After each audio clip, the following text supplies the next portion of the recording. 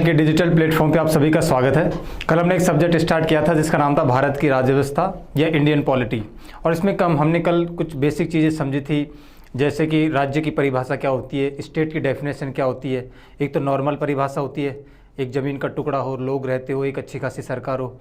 फिर एक Niccolo Machiavelli की परिभाषा मैंने आपको बताई थी कि 5 तत्व होने चाहिए राज्य कहने के लिए, ज़मीन का टुकड़ा हो, लोग रहते हो और एक छोटी मोटी सरकार हो। इसके अलावा मान्यता प्राप्त होना चाहिए, रिकॉग्नाइज्ड होना चाहिए, यूएनओ मान्यता देता है। और 5वीं है सोवरेन कंट्री होना चाहिए, संप्रभुत्व राष्ट्र होना चाहिए, इंडिपेंडेंट होना चाहिए, किसी का गुलाम ना हो, आंतरिक और बाहरी मामलों में कोई हस्तक्षेप ना करे। और एक हमने चाणक्य की परिभाषा समझी थी, महान चाणक्य जिन्होंने अर्थशास्त्र के नाम की किताब लिखी है और उसमें परिभाषा दी है उन्होंने कि भाई जनपद होना चाहिए, लोग रहते हो, ज़मीन का टुकड़ा हो, उसका एक राजा होना चाहिए, उसकी सहायता के लिए मंत्री होनी चाहिए, किलेबंदी होनी चाहिए, सेना होनी चाहिए, खजाना होना चाहिए और अच्छे खासे मित्र होने चाहिए। इसके बाद हमने संविधान के बारे में थोड़ा समझा था कि संविधान देश का सर्वोच्च कानून होता है, सुप्रीम लॉ होता है।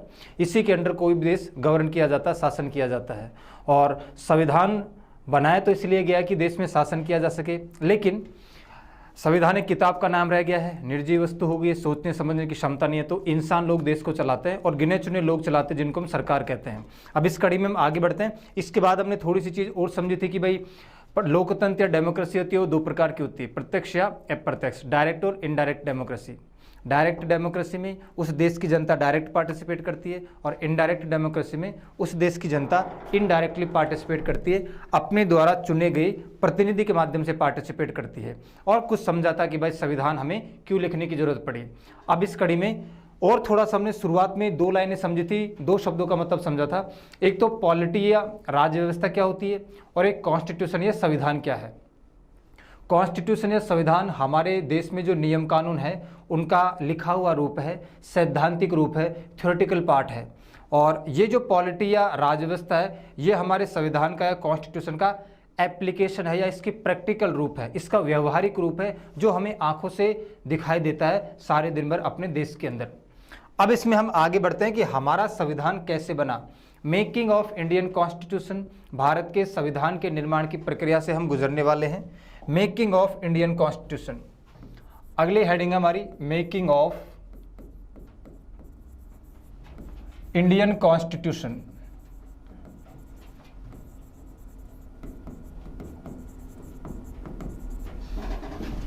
संविधान निर्माण की प्रक्रिया, भारतीय संविधान निर्माण की प्रक्रिया,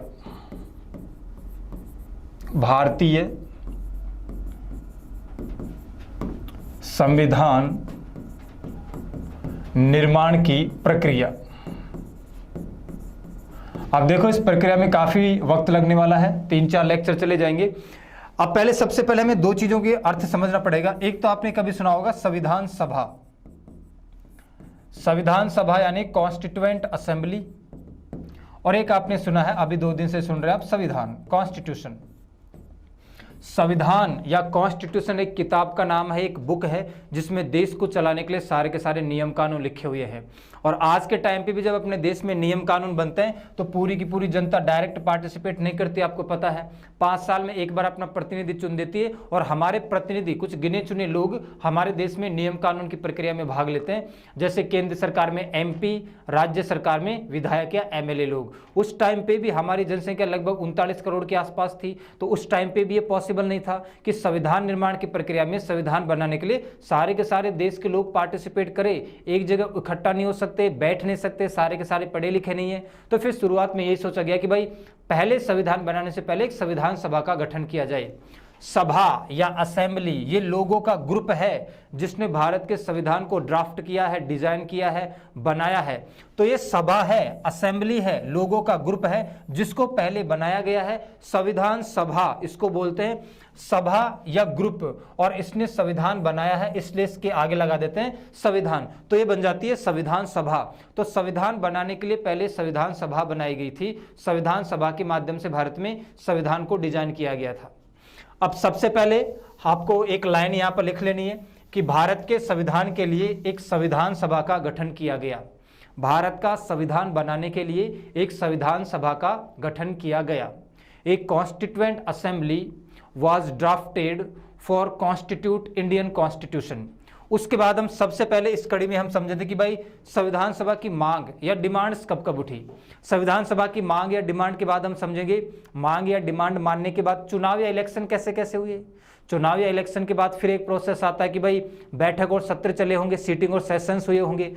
इसके बाद हम देखेंगे कि बहुत सारी कमेटीज, बहुत सारी समितियां बनी होगी, उसके बाद में प्रस्तावना लिखी गई होगी और उसके बाद में फिर हम संविधान को डिटेल में पढ़ना शुरू करेंगे। तो इसमें सबसे पहले प्रोसेस में हम समझते हैं संविधान सभा की मांगे कब उठी। Demands of constituent assembly, demands of constituent assembly, ये मेन हेडिंग है अपनी मेकिंग ऑफ इंडियन कॉन्स्टिट्यूशन। इसमें बहुत सारी हेडिंग चलेगी। डिमांड्स ऑफ कॉन्स्टिट्यूएंट असेंबली, संविधान सभा की मांगे, संविधान सभा की मांगे कब कब उठी। संविधान सभा की मांगे, डिमांड्स ऑफ कॉन्स्टिट्यूएंट असेंबली। सबसे पहले अगर संविधान सभा की डिमांड की बात करें तो सबसे पहले है 1895, 1895। आपने नाम सुना होगा बाल गंगाधर तिलक का, बाल गंगाधर तिलक। और बाल गंगाधर तिलक ने एक विधेयक पेश किया था, स्वराज विधेयक, स्वराज बिल। बाल गंगाधर तिलक ने स्वराज बिल या स्वराज विधेयक पेश किया था अंग्रेजों के सामने। बाल गंगाधर तिलक ने 1895 में अंग्रेजों के सामने स्वराज विधेयक पेश किया और इन्होंने डिमांड की राइट्स की, भारत के लोगों के अधिकारों की बात की, राइट्स की बात की कि इन्हें अभिव्यक्ति की आज़ादी होनी चाहिए, स्पीच एंड एक्सप्रेशन की आज़ादी होनी चाहिए, बोलने की और अपने आप को अभिव्यक्त करने की आज़ादी होनी चाहिए। इस बिल के माध्यम से बाल गंगाधर तिलक ने 1895 में इस बात की डिमांड की। तो इन्होंने तो संविधान सभा की मांग की ही नहीं। देखो ये जो संविधान या संविधान सभा नाम का शब्द है ना, ये बहुत बाद में आएगा। ये 1900 के बाद में हमें देखने को मिलेगा कि कॉन्स्टिट्यूशन या संविधान नाम का कोई शब्द भी होता है हमारे देश के अंदर। इससे पहले हम एक ही शब्द जानते थे, स्वराज, स्वयं का राज होना चाहिए। तो बाल गंगाधर तिलक ने उस टाइम पे अधिकारों की बात की थी। अगर हम इसको रिलेट करके देखें, आज हमारे पास संविधान है, कॉन्स्टिट्यूशन है, इसका क्या मतलब है? मतलब हम नागरिकों के अधिकार मौजूद है, हम नागरिकों के राइट्स या इसके अधिकार हमारे पास मौजूद है, मतलब हमारे पास संविधान है। उस वक्त बाल गंगाधर तिलक संविधान या संविधान सभा नाम के शब्द का यूज भले ही नहीं कर पाए, लेकिन इनका इनडायरेक्टली मतलब तो वही था। भले उस टाइम पे संविधान या संविधान सभा शब्द चलता नहीं था, बहुत बाद में ये शब्द आया है। इन्होंने डिमांड कर डाली 1895 में, लेकिन इनका इनडायरेक्टली अप्रत्यक्ष रूप से मतलब तो वही था कि भारत के लोगों के खुद के अधिकार होने चाहिए, खुद के राइट्स होने चाहिए। आज हमारे पास संविधान मतलब हमारे खुद के हमारे अधिकार मौजूद है भाग 3 के अंदर। तो इसको कहा जाता है भारत के संविधान सभा की पहली अनऑफिशियल डिमांड, पहली अनौपचारिक डिमांड। आप इसे कह सकते हैं फर्स्ट अनऑफिशियल डिमांड या फर्स्ट अनौपचारिक डिमांड, या आप इसको कह सकते हैं पहली इनडायरेक्ट डिमांड, है ना, या अप्रत्यक्ष डिमांड। तो आप इसको कह सकते हैं कि ये बाल गंगाधर तिलक द्वारा संविधान सभा की जो डिमांड की गई थी वो थी फर्स्ट अनऑफिशियल डिमांड। ये है इनकी फर्स्ट अनऑफिशियल डिमांड या पहली अप्रत्यक्ष demand, first unofficial demand. First unofficial बोल सकते हैं, इनडायरेक्ट भी बोल सकते हैं। डायरेक्ट वो कह नहीं पाए जो कहना चाहते थे, लेकिन इनडायरेक्ट डिमांड कह सकते हैं आप इसको, या आप इसको कह सकते हैं पहली अनौपचारिक या अप्रत्यक्ष मांग, पहली अनौपचारिक या अप्रत्यक्ष मांग। तो 1895 में बाल गंगाधर तिलक ने स्वराज विधेयक पेश करके अधिकारों की बात की, राइट्स की बात की और डिमांड की कि भारत के लोगों को स्पीच एंड एक्सप्रेशन की आज़ादी होनी चाहिए, वहाँ के अभिव्यक्ति की आज़ादी होनी चाहिए। उस टाइम पे संविधान सभा या संविधान शब्द चलता नहीं था, लेकिन उनके कहने का मतलब यही था कि भारत के लोगों के अधिकार होने चाहिए। इसलिए हम इसको कह देते हैं कि इनका मतलब वही था, लेकिन इनडायरेक्टली अप्रत्यक्ष रूप से वो कह नहीं पाए जो कहना चाहते थे। इसलिए हम इसको बोल देते हैं फर्स्ट अनऑफिशियल या indirect demand of constituent assembly, पहली अनौपचारिक या अप्रत्यक्ष मांग किसकी? संविधान सभा की। इसके बाद में आपको पता है कि गांधी जी का नंबर आता है, और गांधी जी ने 1922 में डिमांड की, किसकी? गांधी जी ने 1922 में डिमांड की संविधान की। गांधी जी का नंबर आता। गांधी जी ने संविधान सभा की मांग नहीं की, इन्होंने संविधान की मांग की है। इस बात का आपको ध्यान रखना है। संविधान सभा और संविधान में अंतर आपको समझ में आता है, इस बात का आपको इल्म होना चाहिए। संविधान का मतलब संविधान की किताब, और संविधान सभा का मतलब लोगों का एक ग्रुप जो संविधान को बनाएगा। तो गांधी जी ने स्वराज का मतलब समझाते समझाते संविधान के बारे में जिक्र किया कि भारत में एक संविधान होना चाहिए, कॉन्स्टिट्यूशन होना चाहिए जो भारत के लोगों के द्वारा ही बनाया जाए। ये जरूरी है कि भारत में एक संविधान हो, कॉन्स्टिट्यूशन हो, लेकिन इसको अंग्रेज ना बनाए। अगर अंग्रेज बना के देंगे तो वो कुछ ऐसा ही बना के देंगे जैसे वो रोजाना हमारे देश में नियम कानून बनाते हैं।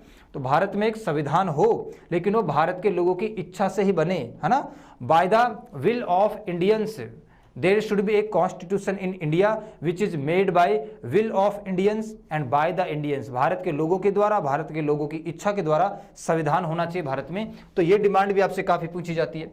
उसके बाद में 1924 आता है, और 1924 में पहली पार्टी, पहली राजनीतिक पार्टी या पहली पॉलिटिकल पार्टी जिसने संविधान सभा की मांग की थी, उसका नाम आप जानते हैं स्वराज पार्टी। स्वराज पार्टी।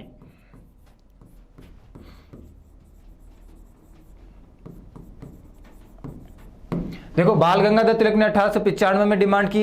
ये एक अकेले इंसान है। गांधी जी ने संविधान की मांग की 1922 में। ये कि एक इंडिविजुअल है, अकेले इंसान है। अगर हम किसी राजनीतिक पार्टी की बात करें, पहली पॉलिटिकल पार्टी, चाहे उतनी बड़ी पार्टी नहीं थी उस टाइम पे, कांग्रेस से अलग होकर मोतीलाल नेहरू, चित्तरंजन दास ने पार्टी बनाई थी। पंडित जवाहरलाल नेहरू के पिताजी मोतीलाल नेहरू और चित्तरंजन दास ने ये पार्टी बनाई थी 1923 में, और इसी पार्टी ने 1924 में संविधान सभा की मांग की है। Swaraj party demanded constituent assembly in 1924। इस पार्टी को बनाया किसने था वो मैं लिख देता हूं। इस पार्टी को 1923 में बनाया गया था। भाई किस किस के द्वारा बनाया गया था? इस पार्टी को 1923 में बनाया गया था मोतीलाल नेहरू, मोतीलाल नेहरू एवं चित्तरंजन दास, चित्तरंजन दास। मोतीलाल नेहरू, चित्तरंजन दास के द्वारा इस पार्टी को बनाया गया था 1923 में। इसी पार्टी ने 1924 में संविधान सभा की मांग की है। इसके बाद हम आगे बढ़ते हैं। इसके बाद में 1924, आपको पता है, शायद आपने सुना होगा 1924 में एक पार्टी है, सॉरी एक पार्टी नहीं है, 1928 में मोतीलाल नेहरू ने संविधान की रिपोर्ट पेश की थी। आपको पता है, पंडित मोतीलाल नेहरू, है ना, पंडित जवाहरलाल नेहरू के पिताजी, इन्होंने 1928 में संविधान की रिपोर्ट पेश की थी और इन्होंने एक संविधान बनाकर पेश किया था अंग्रेजों के सामने। तो 1928 में मोतीलाल नेहरू ने संविधान पर रिपोर्ट पेश की थी। मोतीलाल नेहरू ने संविधान पर रिपोर्ट पेश की थी। संविधान पर रिपोर्ट पेश, संवैधानिक रिपोर्ट पेश की थी, आप ये कह सकते हैं। संवैधानिक रिपोर्ट पेश की थी, कॉन्स्टिट्यूशनल रिपोर्ट प्रेजेंटेड बाय पंडित मोतीलाल नेहरू इन 1928। इसके बाद आपको पता है कि 1934 आता है, और यही सबसे इंपॉर्टेंट डेट जो आपको याद रखनी है, इसको आप स्टार मार्क करके रखेंगे 1934। हर एक डेट जो बोर्ड पे है वो सारी की सारी इंपॉर्टेंट है, इसमें स्किप आप कुछ भी नहीं कर सकते हैं।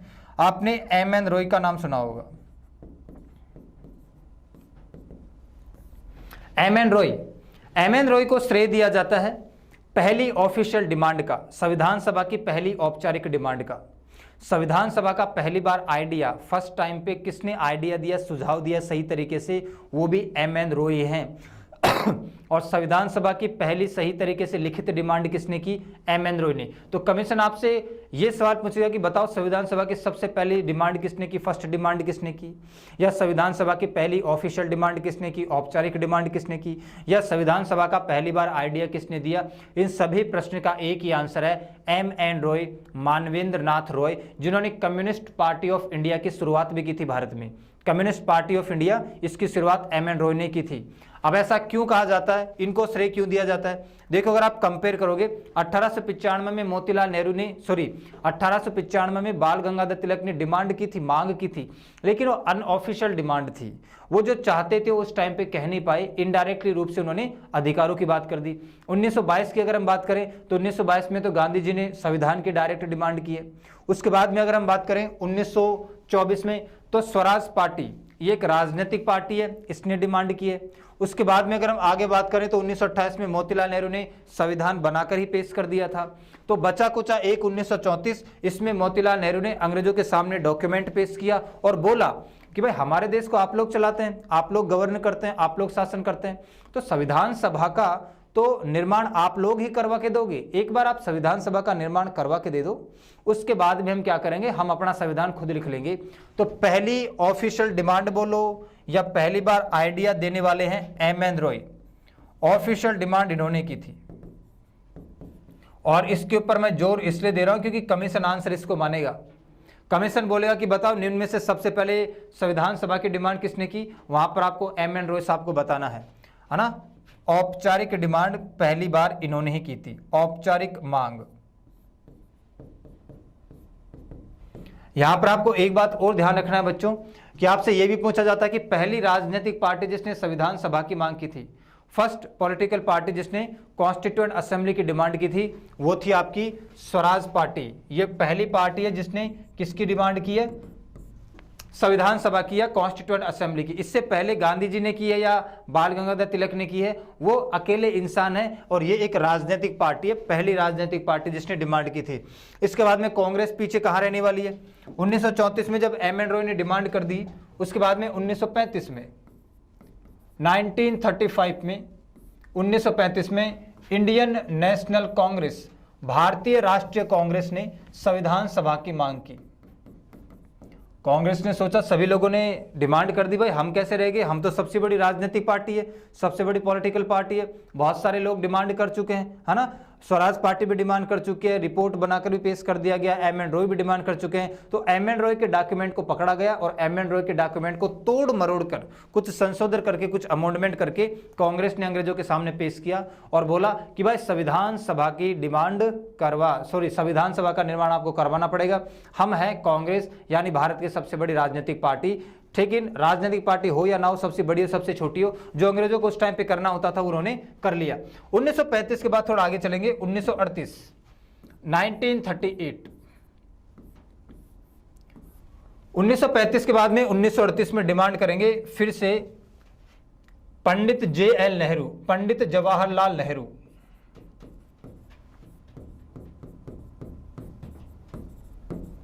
पंडित जवाहरलाल नेहरू, लेकिन किस आधार पर करेंगे इसका आपको ध्यान रखना है। Universal adult franchise,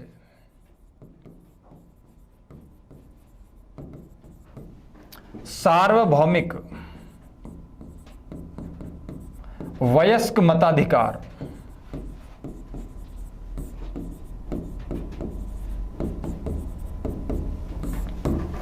universal adult franchise का मतलब होता है कि चुनाव होगा, इलेक्शन होगा, इलेक्शन के माध्यम से संविधान सभा को बनाया जाएगा और इसमें पूरी की पूरी जनता पार्टिसिपेट करेगी, पूरे के पूरे देश की जनता पार्टिसिपेट करेगी। सार्वभौमिक वयस्क मताधिकार, यूनिवर्सल एडल्ट फ्रेंचाइज का मतलब होता है कि उस देश की पूरी जनता वोटिंग में या मतदान में पार्टिसिपेट करेगी, चुनाव होगा, उसके माध्यम से बनाया जाएगा।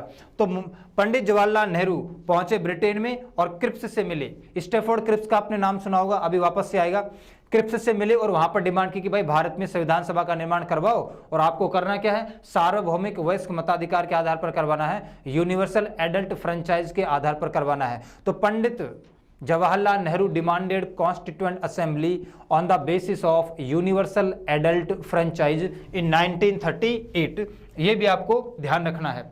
इसके अलावा अंग्रेजों ने कुछ प्रस्ताव भेजे थे, कुछ प्रपोजल भेजे थे या कुछ मिशन भेजे थे, आप ऐसा कह सकते हैं। तो अंग्रेजों ने कौन कौन से प्रस्ताव या कौन कौन से मिशन भेजे संविधान सभा की मांग के लिए, उसको भी हम थोड़ा समझते हैं। तो यहां पर हम लिख सकते हैं अंग्रेजों द्वारा भेजे गए प्रस्ताव या मिशन, अंग्रेजों द्वारा भेजे गए प्रस्ताव या मिशन, प्रपोजल्स या कमीशन या mission sent by Britishers.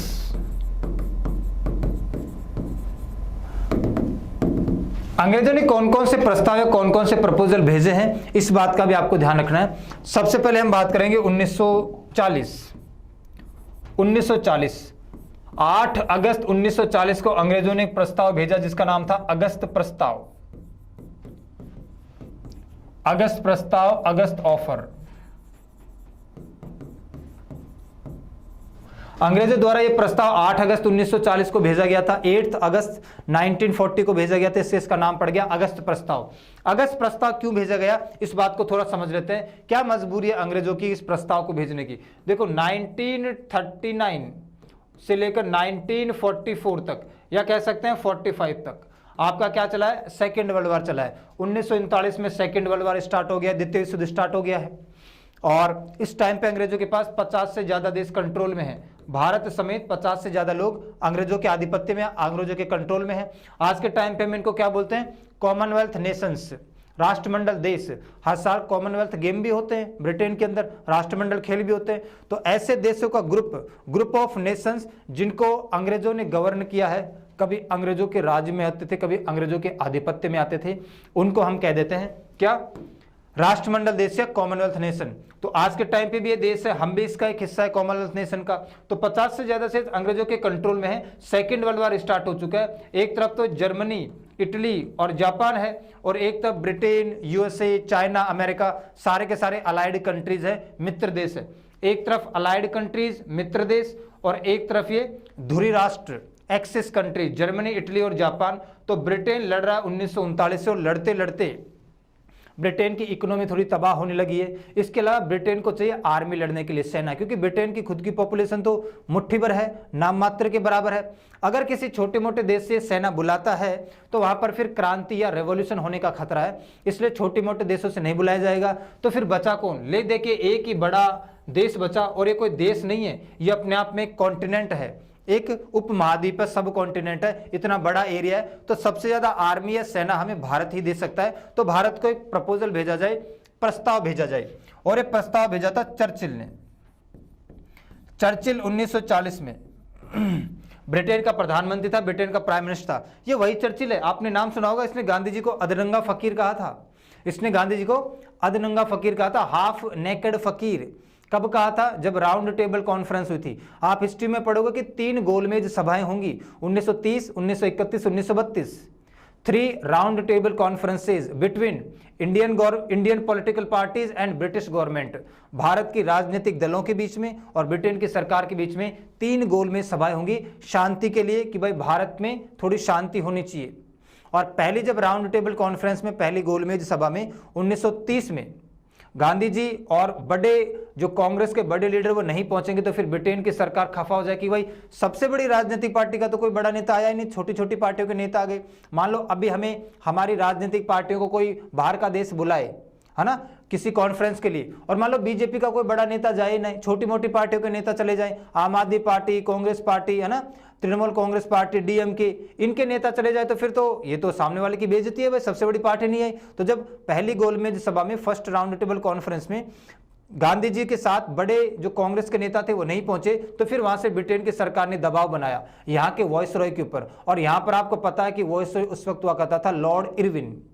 Irwin को ये बोला गया कि इरविन भाई साहब तू कर क्या रहा वहां पे बैठ के, गांधी जी तो आए नहीं है, सबसे बड़ी राजनीतिक पार्टी कांग्रेस पार्टी का तो कोई बड़ा लीडर आया नहीं है, आपको गांधी जी को कैसे भी करके सेकंड राउंड टेबल कॉन्फ्रेंस में भेजना है। उसके बाद में आपको पता है कि गांधी और इरविन के बीच में समझौता होता है, जिसको गांधी इरविन पैक्ट कहते हैं। 5 मार्च 1931 को गांधी इरविन पैक्ट, और इसके माध्यम से फिर समझौता होता है। और उसके बाद में फिर Gandhi ji second round table conference में SS राजपूताना जहाज से जो ब्रिटेन में जाके उतरते हैं, तो वहां पर उतरते ही इनकी हालत को देखकर, क्योंकि ये आधे शरीर पर ही कपड़ा धारण करते थे, आधा शरीर इनका निर्वस्त्र रहता था, तो वहां पर चर्चिल ने देखते कहा कि ये अधनंगा फकीर कहां से आ गया, हाफ नेकेड फकीर कहां से आ गया। 1931 में चर्चिल ने कमेंट मारा था, ये वही चर्चिल है जो 1940 में जाके ब्रिटेन का प्रधानमंत्री बन चुका है, ब्रिटेन का प्राइम मिनिस्टर। और इसी ने प्रपोजल भेजा कि बस सेकेंड वर्ल्ड वॉर का टाइम है, हमें सेना चाहिए, आर्मी चाहिए, तो भारत को प्रस्ताव भेजा जाए। और भारत को प्रस्ताव में क्या लिखा गया?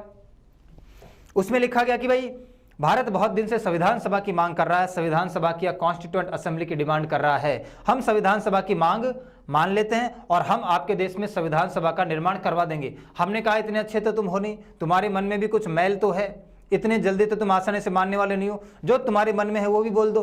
अंग्रेजों ने कहा कि भाई हमारे मन में ज़्यादा कुछ है नहीं, ये जो सेकेंड वर्ल्ड वॉर शुरू हो गया है, द्वितीय विश्व युद्ध शुरू हो गया है, इसमें हमें आपका सपोर्ट चाहिए, आपका समर्थन चाहिए, फुल सपोर्ट चाहिए।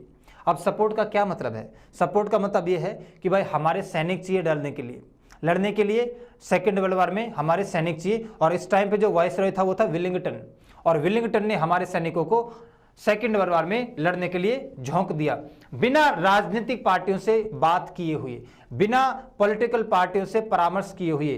तो जब यह प्रस्ताव आया 8 अगस्त 1940 को, सभी राजनीतिक पार्टियों ने बड़े पैमाने पर विद्रोह किया, बड़े पैमाने पर रोष व्यक्त किया, अपोज किया, चाहे वो कोई सी भी पार्टी हो, है ना, स्वराज पार्टी हो, कांग्रेस पार्टी हो, कम्युनिस्ट पार्टी हो, सभी बड़ी राजनीतिक पार्टियों ने उस टाइम पे अपोज किया, बड़े पैमाने पर इसका विरोध किया कि भाई हमारे सैनिक मरने के लिए थोड़ी है, आप हमारे देश को कंट्रोल कर रहे हो, राज कर रहे हो, इसका मतलब ये थोड़ी कि हमारे सैनिक मरने के लिए है, तो हम अपने सैनिकों को लड़ने के लिए नहीं भेजेंगे।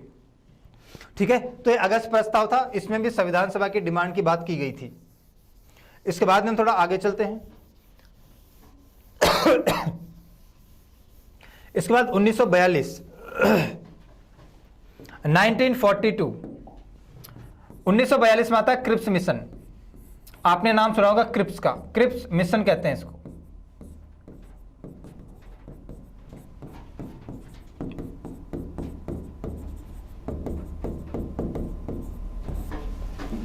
नाइनटीन 42 में क्रिप्स मिशन आता है, और क्रिप्स मिशन फिर से संविधान सभा की मांग लेकर आता है, संविधान सभा की गठन की बात कर लेके आया कि भाई भारत में बहुत दिनों से संविधान सभा की मांग चल रही है। 1940 में भी हमने आपको कहा था कि सेकेंड वर्ल्ड वॉर में आप हमारी सहायता करो, हमारी हेल्प करो, हमारा फुल सपोर्ट करो, हम संविधान सभा की मांग करवा देंगे।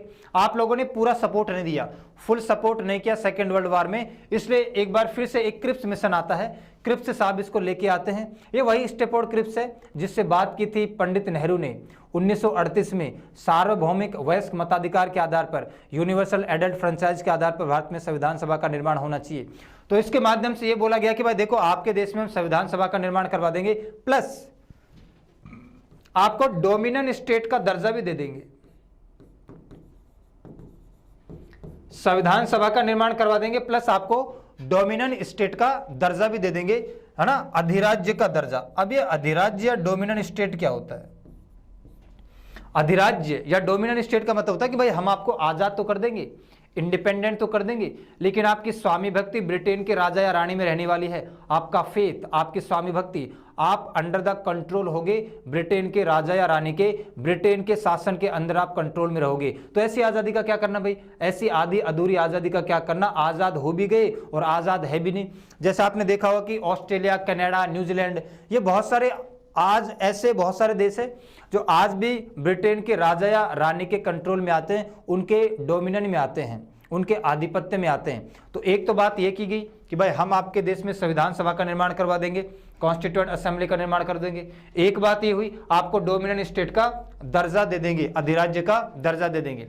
तो इस टाइम पे भी फिर मना कर दिया गया सारी की सारी राजनीतिक पार्टियों ने कि भाई हम अधिराज्य का दर्जा, डोमिनियन स्टेट का दर्जा नहीं देंगे। और यही वो क्रिप्स मिशन है। इसके बाद में फिर गांधी जी इसको बोलेंगे, है ना, पोस्ट डेटेड चेक। ये ऐसा चेक है जो पोस्ट डेटेड हो चुका है, जिसकी डेट निकल चुकी है, और इसके बाद में गांधी जी फिर भारत छोड़ो आंदोलन स्टार्ट कर देंगे, है ना, क्विट इंडिया मूवमेंट। इसी का रिजल्ट है क्विट इंडिया मूवमेंट या भारत छोड़ो आंदोलन। गांधी जी 1942 में स्टार्ट कर देंगे। ठीक है, इसके बाद में अगला मिशन आएगा या अगली योजना है जिसको आप लोग बहुत अच्छे से जानते हैं, मार्च 1946 कैबिनेट मिशन योजना इसको कहते हैं, कैबिनेट मिशन योजना।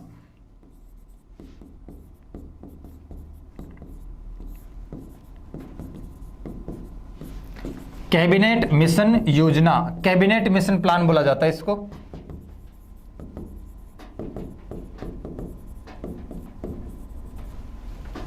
अच्छा, सेकेंड वर्ल्ड वॉर समाप्त हो गया 1944 के लास्ट में या 1945 के शुरुआत में। तो जब सेकेंड वर्ल्ड वॉर समाप्त हो गया तो फिर ब्रिटेन के प्रधानमंत्री इस टाइम पे थे एटली, क्लेमेंट एटली। क्लेमेंट एटली ने यह कहा कि भाई देखो हमने भारत के लोगों से कुछ वादा किया था, हमने इनसे सपोर्ट मांगा था सेकेंड वर्ल्ड वार में, इन्होंने ठीक ठाक सपोर्ट भी किया है। तो अब सेकेंड वर्ल्ड वार समाप्त हो चुका और हमने इनसे वादा किया था कि भाई भारत में संविधान सभा का निर्माण करवा देंगे, कॉन्स्टिट्यूएंट असेंबली का निर्माण करवा देंगे। तो यहाँ पर फिर कॉन्स्टिट्यूएंट असेंबली या संविधान सभा का निर्माण करवाने के लिए उन्होंने एक कैबिनेट मिशन योजना भेजी। और कैबिनेट मिशन योजना जैसे भारत में आती है मार्च के महीने में, मुस्लिम लीग नाम की पार्टी आगे आके खड़ी हो गई। मोहम्मद अली जिन्ना की पार्टी मुस्लिम लीग, और मुस्लिम लीग ने कहा कि नहीं रुको, संविधान सभा का निर्माण करवाने से पहले आपको दो देशों का बंटवारा करना पड़ेगा, एक तो बनाओ भारत और एक बनाओ पाकिस्तान। हिंदुस्तान और पाकिस्तान, हिंदुओं के लिए और मुसलमानों के लिए अलग अलग देश बनाओ, तब जाके दो संविधान सभा बनेगी। कैबिनेट मिशन योजना ने यह कहा कि यह तो ना हो पाएगा, दो देश तो बनना पॉसिबल नहीं है। तो कैबिनेट मिशन योजना ने शुरुआत में दो देशों के प्रपोजल को, दो देशों के प्रस्ताव को ठुकरा दिया था। यह कैबिनेट मिशन योजना ने इसको शुरुआत में ठुकरा दिया था। हाँ, बाद में दो देश बनेंगे जरूर, लेकिन फिर वो माउंटबेटन योजना के आधार पर बनेंगे।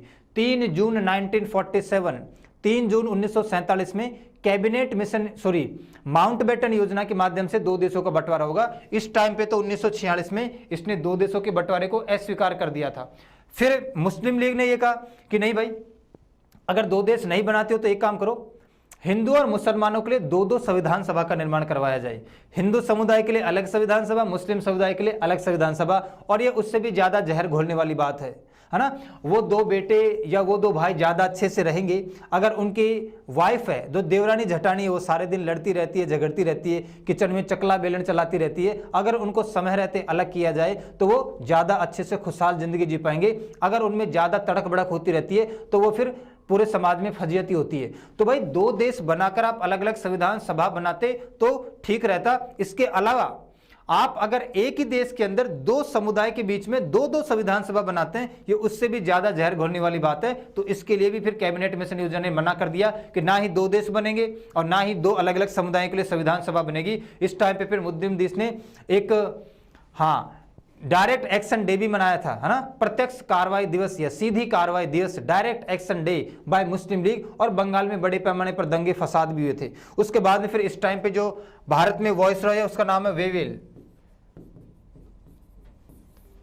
वेवेल ने मुस्लिम लीग को समझाया और मुस्लिम लीग समझी भाई 16 मई 1946 को, 16 मई 1946 को जाकर लॉर्ड वेवेल ने मुस्लिम लीग को समझाया और मुस्लिम लीग इस बात को समझ गई। और उसके बाद में आपको पता है कि भारत में एक ही संविधान सभा बनने वाली है और एक ही संविधान सभा बनेगी। ठीक है, तो इस कैबिनेट मिशन योजना के माध्यम से भारत में संविधान सभा का निर्माण किया गया। यही वो योजना है, यही वो प्लान है जिसके माध्यम से भारत में संविधान सभा का निर्माण किया गया। इसके माध्यम से भारत में संविधान सभा का निर्माण किया गया था। इस बात को आपको ध्यान रखना है, संविधान सभा का निर्माण किया गया।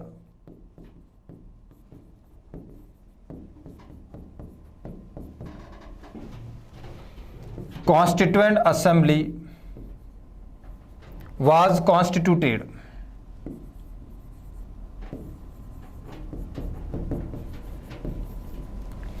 और भी बहुत कुछ बातें याद रखनी है कैबिनेट मिशन योजना में। और भी कौन कौन सी बातें, जैसे अभी मैं आपको बता रहा था कि इस टाइम पे ब्रिटेन का प्रधानमंत्री क्लेमेंट एटली था, भारत में वायसराय वेवेल था, है ना। और इसको 3 लोग लेके आए थे भाई, 3 सदस्य थे इसके, और 3 सदस्यों के नाम आपको पता होने चाहिए। इनके सदस्यों के नाम एग्जाम में काफी पूछे जाते हैं।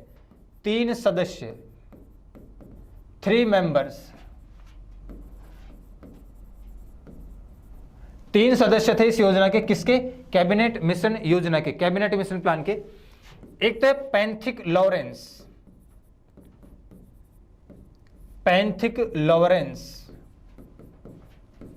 ये लॉरेंस बिश्नोई नहीं है, कोई लॉरेंस बिश्नोई ना समझे इसको, पैंथिक लॉरेंस।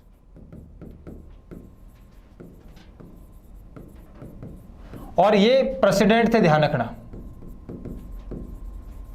अध्यक्ष। कैबिनेट मिशन योजना को 3 लोग लेकर भारत में आए थे। उनमें से एक तो है पैंथिक लॉरेंस, जो इस कैबिनेट मिशन योजना के प्रेसिडेंट थे, अध्यक्ष थे। दूसरे नंबर पे अगर आप बात करोगे तो फिर दूसरे नंबर पे आता है ए.वी. अलेक्जेंडर।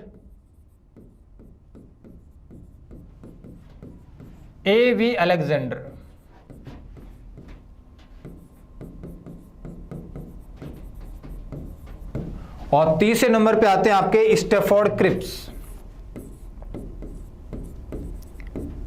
स्टैफोर्ड क्रिप्स,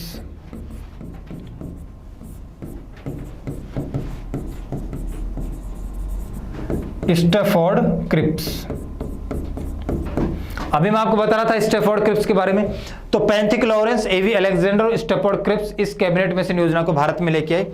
इस समय ब्रिटेन का प्रधानमंत्री कौन था? प्राइम मिनिस्टर ऑफ ब्रिटेन, ये भी आपको पता रहना चाहिए। और भारत का वायसरॉय कौन था? पहले वायसरॉय लिख लो, भारत में वायसरॉय कौन था?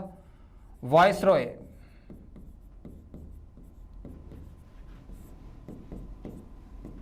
भारत में वायसरॉय था लॉर्ड वेवेल। लॉर्ड वावेल कह सकते हैं। और इस समय ब्रिटेन का प्रधानमंत्री कौन था? Prime minister of Britain.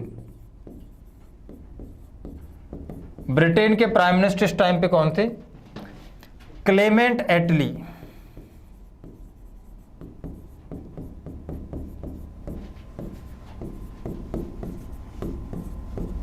एटली नाम याद रख लोगे तो भी काफी है ना, एटली याद रखना। हाँ भाई, तो एटली प्राइम मिनिस्टर है और वायसरॉय है लॉर्ड वेविल। तो अभी हमने समझा, एक बार मैं रिवाइज करता हूं शुरू से। मेकिंग ऑफ इंडियन कॉन्स्टिट्यूशन हम पढ़ रहे हैं, भारत के संविधान के निर्माण की प्रक्रिया हम पढ़ रहे हैं। भारत का संविधान निर्माण करने के लिए, संविधान को बनाने के लिए एक संविधान सभा का गठन किया गया, एक संविधान सभा को बनाया गया पहले। तो सबसे पहले हम पढ़ रहे हैं संविधान सभा की मांगे, डिमांड्स ऑफ कॉन्स्टिट्यूएंट असेंबली। सबसे पहले 1895 में बाल गंगाधर तिलक ने स्वराज विधेयक के माध्यम से संविधान सभा की अनऑफिशियल या अनौपचारिक डिमांड की, इनडायरेक्ट या अप्रत्यक्ष डिमांड की। इसके बाद में अगर आप आगे चलोगे तो फिर हमने देखा कि 1922 में गांधी जी ने संविधान या कॉन्स्टिट्यूशन की डिमांड की थी। इसके बाद 1922 में स्वराज पार्टी, ये पहली राजनीतिक पार्टी है, पहली पॉलिटिकल पार्टी है जिसने संविधान सभा की मांग की है। बहुत आता है ये क्वेश्चन। और ये पार्टी बनाई गई थी कांग्रेस से अलग होकर। मोतीलाल नेहरू और इनके दोस्त चित्तरंजन दास ने 1923 में, इसी पार्टी ने 1924 में संविधान सभा की मांग की है। 1928 में मोतीलाल नेहरू ने संविधान की रिपोर्ट बनाकर पेश की थी अंग्रेजों के सामने। इसके बाद में 1934, इसको बहुत ज्यादा ध्यान रखना है, एम.एन. रॉय, मानवेंद्र नाथ रॉय ने ऑफिशियल डिमांड की है, औपचारिक डिमांड की है, पहली लिखित डिमांड की है। या पहली डिमांड करने का श्रेय सही तरीके से एम.एन. रॉय साहब को ही है। यह आपका कमीशन, चाहे एसएससी हो चाहे यूपीएससी हो, ये कमीशन आंसर मानता है कि पहली डिमांड संविधान सभा की एम.एन. रॉय ने की थी। इसके बाद में आगे चलते हैं।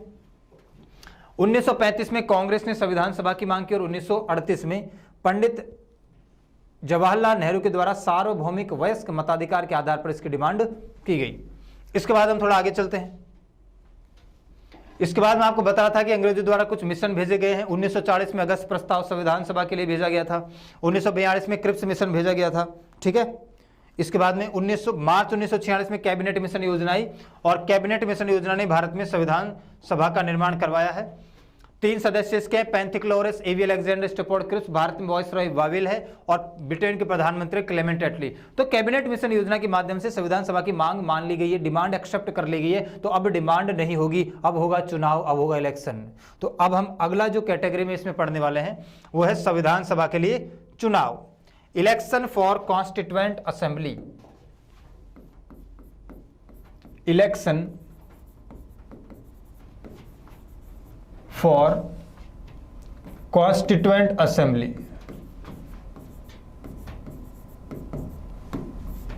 संविधान सभा के लिए चुनाव।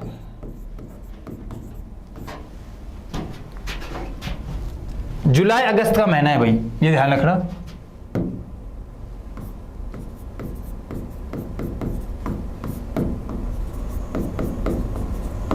जुलाई अगस्त 1946। मार्च 1946 में कैबिनेट मिशन योजना आई। मार्च 1946 में कैबिनेट मिशन योजना आने के बाद, मार्च 1946 में जब कैबिनेट मिशन योजना आ गई उसके बाद में फिर मुस्लिम लीग ने विरोध किया। 16 मई 1946 को वेवेल ने मना लिया इनको, लॉर्ड वेवेल ने, और ये मान गए। उसके बाद में फिर संविधान सभा का निर्माण किया जाएगा। तो ये जुलाई अगस्त का टाइम है। देखो, शुरुआती दौर में आपको ये समझना चाहिए कि मुस्लिम लीग ने बात मान तो ली, दबाव में आकर जैसे भी समझाया, लेकिन इस बात का डर हमेशा लगा रहा कि हो सकता है बाद में मुस्लिम लीग फैल जाए। आपने गांव में देखा होगा कि मान लो कि कोई सभा लगी हुई है, पंच पटेल बैठे हुए हैं, है ना, तो दबाव में आकर आदमी उस टाइम पे तो हामी भर लेता कि हाँ भाई ठीक है कर दूंगा, और घर जाते फैल जाता है। तो हो सकता है कि मुस्लिम लीग बाद में जाके फैल जाए तो तुरंत चुनाव करवाया जाए, तो जुलाई अगस्त का टाइम में चुनाव करवाया जाए। इस टाइम पर अगर आप भारत की स्थिति को देखोगे तो इस टाइम पे भारत की स्थिति कुछ ऐसी है कि भारत में 11 से ज्यादा बड़े प्रांत है। प्रांत या प्रोविंस, प्रांत या प्रोविंस कितने हैं? 11। और आपने देशी रियासतों का नाम सुना होगा, देशी रियासत, देशी रियासत 565 के आसपास। देशी रियासत बोलो या प्रिंसली स्टेट बोलो। तो उस टाइम भारत की स्थिति देखते हैं 1946 में 11 बड़े प्रांत है, 11 बड़े प्रोविंसेज है और देशी रियासतों की संख्या 565 के आसपास। अब सबसे पहले प्रश्न यही उठा कि भाई कितनी सीटें बना लें, कितनी सीट के ऊपर चुनाव करवा दे। तो किसी ने कहा 20 लाख के ऊपर एक सीट बना लो, किसी ने कहा 10 लाख के ऊपर एक सीट बना लो, किसी ने कहा 5 लाख के ऊपर एक सीट बना लो। तो फिर सबका एवरेज लेके बोला गया कि भाई 10 लाख के ऊपर एक सीट बना लेते हैं। तो टोटल सीट बन के आई 389। टोटल सीट जो बन के आई वो 389 सीटें बन के आई, 389 सीट बनकर आई है। 10 लाख लोगों के ऊपर एक सीट बनाएगी, 10 लाख लोगों का एक रिप्रेजेंटेटिव बनाया गया, 10 लाख लोगों का एक प्रतिनिधि बनाया गया। अगर आप इसको 10 लाख से मल्टीप्लाई कर दोगे तो उस टाइम पे भारत देश की पॉपुलेशन बन के आ जाएगी। इसको आप 10 लाख से मल्टीप्लाई करोगे तो यह हो जाएगा 38 करोड़ 90 लाख हमारे उस टाइम पे जनसंख्या थी, लगभग 39 करोड़ के आसपास, 39 करोड़ के आसपास। अब देखो ज्यादातर एरिया तो यहाँ पर ब्रिटेन के आसपास है, ज्यादातर जो एरिया है वो 60 से 65% एरिया लगभग यहां पर ब्रिटेन के पास है, लेकिन 35 से 40% एरिया देशी रियासतों के पास है, प्रिंसली स्टेट के पास है। अब ये प्रिंसली स्टेट या देशी रियासत क्या होती है? प्रिंसली स्टेट या देशी रियासतों का मतलब होता है ऐसे छोटे मोटे राज्य, ऐसे रजवाड़े, ऐसी रियासतें जिन्होंने अंग्रेजों के साथ संधि कर करके अपना राज्य चलाया है, अंग्रेजों के साथ ट्रीटी करके, संधि कर करके, है ना, उनकी चापलूसी कर करके, उनके सामने घुटने टेक टेक के अपना राज्य चलाया है। आजादी की लड़ाई में इनका कोई ज्यादा योगदान है नहीं, अगर कुछ गिने चुने देशी रियासतों को छोड़ दे, बाकी सारी के सारी रियासतें चापलूस है। इन लोगों ने केवल और केवल अपने तलवारें दिखाई है, अपनी बड़ी बड़ी फोटो दिखाई है, विलासिता की जिंदगी जी है और राज्य चलाया है। तो ऐसे छोटे मोटे राज्य या देशी रजवाड़े जिन्होंने अंग्रेजों के साथ संधि कर करके अपना राज्य चलाया है, उन्हें देशी रियासत कहते हैं। तो 389 सीटों पर चुनाव होने वाला है। अब 389 सीटों पर चुनाव होने तो वाला है, लेकिन फिर देशी रियासत वाले अड़ गए कि भाई हम अपने राज्य में चुनाव नहीं हो देंगे, हम राजा हैं, किंग हैं, हम हमारे राज्य के मालिक हैं, हमारे होते हुए कोई और चुनाव कैसे लड़ सकता है और कोई मालिक कैसे बन सकता है? तो जो भी बनाना है हमें ही बनाओ। तो फिर 389 में से 296 और 93 अलग अलग कर दिया गया। ये तो है निर्वाचित यानी इलेक्टेड, और यह है मनोनीत यानी नॉमिनेटेड। मनोनीत है, नॉमिनेटेड है, और यह कहां से ली गई है? देशी रियासतों से या प्रिंसली स्टेट से। तो 389 सीटों में से 296 सीटें तो इलेक्टेड है, निर्वाचित है। इलेक्टेड या निर्वाचित का मतलब होता है कि एक सीट के ऊपर बहुत सारे लोग खड़े होंगे, बहुत सारी पार्टियों के लोग, है ना, बहुत सारे दलों के लोग, या इंडिपेंडेंट निर्दलीय आदमी खड़ा हो सकता है। जनता वोट डालेगी और कोई एक चुनाव जीत के आएगा, उसको कहते हैं इलेक्टेड या चुनाव के माध्यम से बन के आना। और मनोनीत या नॉमिनेट का मतलब होता है कि सभी की राय से, सभी की सर्वसम्मति से किसी एक इंसान को डायरेक्ट पद पर बिठा देना क्या कहलाता है? मनोनीत करना या नॉमिनेट करना। बिना चुनाव के माध्यम से किसी भी एक इंसान को सभी की राय और सहमति से बिठा देना। इसके बाद में इसको भी हम दो भागों में तोड़ना चाहेंगे, 292 और 4। देखो भारत में 28 राज्य है और इस वक्त 8 यूनियन टेरिटरी है। 28 राज्यों का एरिया मिलाओ, 8 यूनियन टेरिटरीज का एरिया मिलाओ, भारत देश बन जाएगा। उस टाइम पे भी 11 तो बड़े प्रांत हुआ करते थे, 11 बड़े प्रोविंसेज हुआ करते थे, और 94 के आसपास चीफ कमिश्नर एरिया हुआ करते थे, है ना। चीफ कमिश्नर एरिया यानी जो ब्रिटेन के मुख्य चुनाव क्षेत्र हुआ करते थे या मुख्य आयुक्त क्षेत्र हुआ करते थे, उनको कहते थे चीफ कमिश्नरी। जो ब्रिटिश ईस्ट इंडिया कंपनी के मुख्य हेडक्वार्टर हुआ करते थे, चीफ कमिश्नरी हुआ करती थी, मुख्य आयुक्त क्षेत्र हुआ करते थे, वो लगभग 94 के आसपास थे। तो इन 11 प्रांतों की विधानसभाओं का चुनाव जनवरी के महीने में हुआ था भाई, जनवरी 1946 में।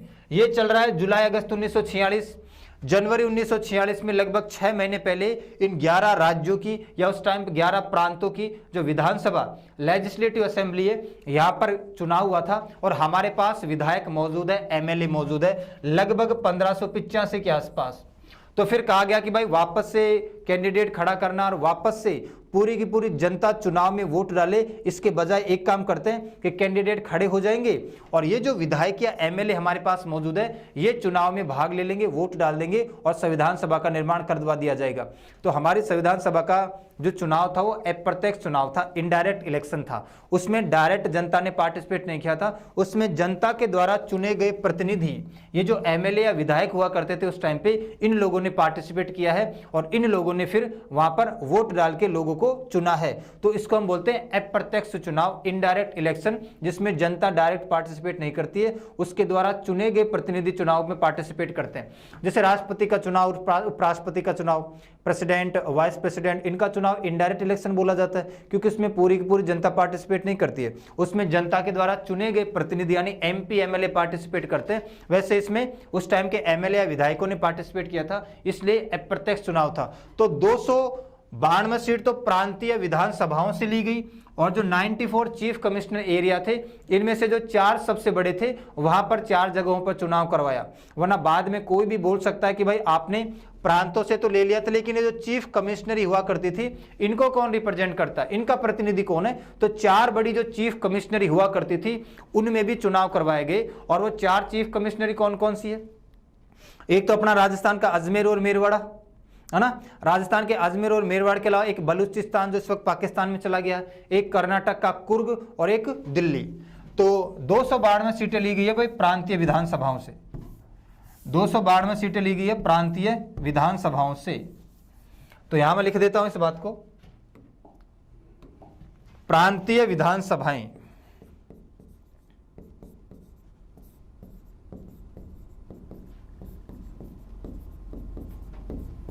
Provincial legislative assembly,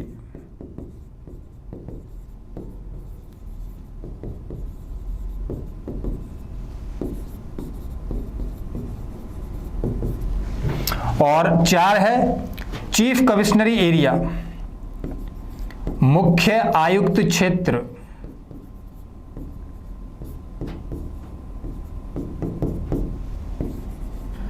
chief commissioner area,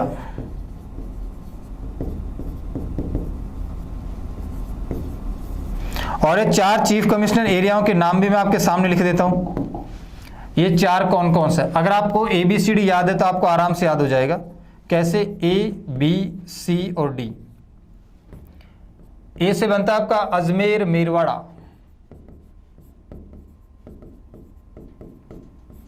Rajasthan वाला। एक B से बनता है बलूचिस्तान, C से बनता है कुर्ग, कुर्ग पड़ता है कर्नाटक में, बलूचिस्तान पड़ता है पाकिस्तान में, अजमेर मेरवाड़ा पड़ता है राजस्थान में, और एक दिल्ली।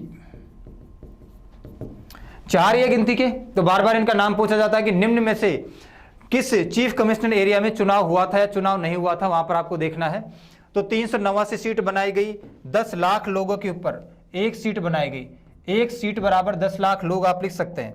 1 सीट 10 लाख लोगों के ऊपर 1 सीट बनाई गई, तो 389 सीट बनी। 93 मनोनीत किए गए, नॉमिनेट किए गए देशी रियासतों से। 296 के ऊपर इलेक्शन या चुनाव के माध्यम से लोग चुने गए। इस 296 में 2 भागों में हमने बांटा। 292 प्रांतीय विधानसभाओं से लिया गया, प्रोविंशियल लेजिस्लेटिव असेंबली से लिया गया, और 4 मुख्य आयुक्त क्षेत्रों से लिए गए, है ना, अजमेर मेरवाड़ा, बलूचिस्तान, कुर्ग और दिल्ली। आज के लिए इतना ही करते हैं, मिलते हैं नेक्स्ट क्लास में। तब तक के लिए सभी को धन्यवाद।